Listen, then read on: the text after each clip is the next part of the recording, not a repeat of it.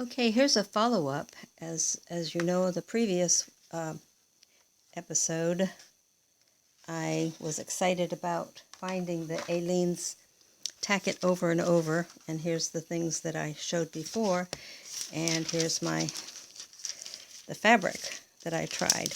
I was on a quest to find a way of getting very fine lines, and believe it or not, today in the mail, believe it or not, it's Sunday, I got my fine line applicator, and this is the fine tip.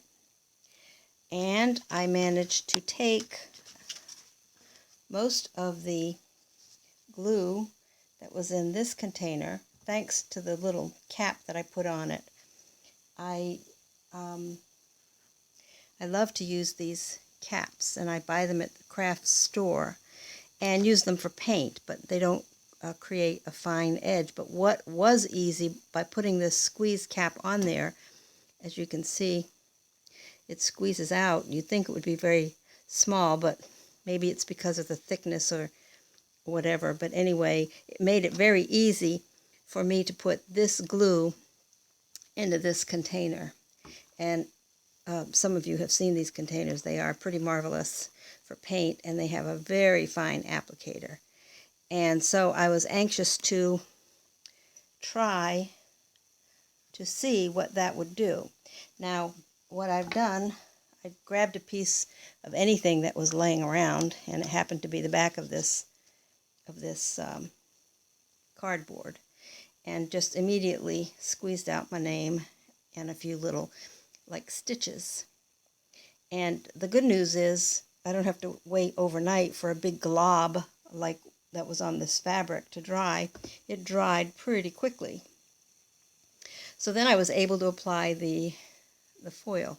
And as you can see, I think a couple of places the adhesive was a little wet, and I should have waited a little longer. But anyway, I wanted to find out if it would act as a resist after the foil was put on, and I just slapped some quick watercolor paint on top of here. Not the very best of surface, but I just wanted to see how it would work, and it would work. So what I've done, and you won't be able to see this, and I do need to wait till it dries, but it's not going to be very long, is I wanted to see how it looked on white. Yeah, you can see this pretty good. The fine line applicator is marvelous.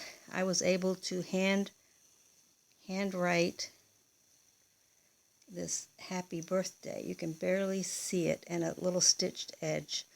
Had I been more careful, I would have put the fold where it needs to be. This is just going to be an experiment. But if this were a birthday card, so what I'm doing, I put a bit of a flower pattern down in the corner, which I hope is going to act as a resist once I gold foil it or color foil it, and then the word happy birthday and the stitch. So I'm going to let that dry and hopefully get a good time for it to dry. It won't take as long, certainly not overnight.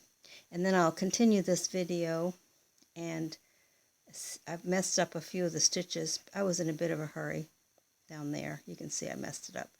But as I said, this is just a test to see how nice it's going to be. And I think I'm going to really, really, really have a lot of use for this.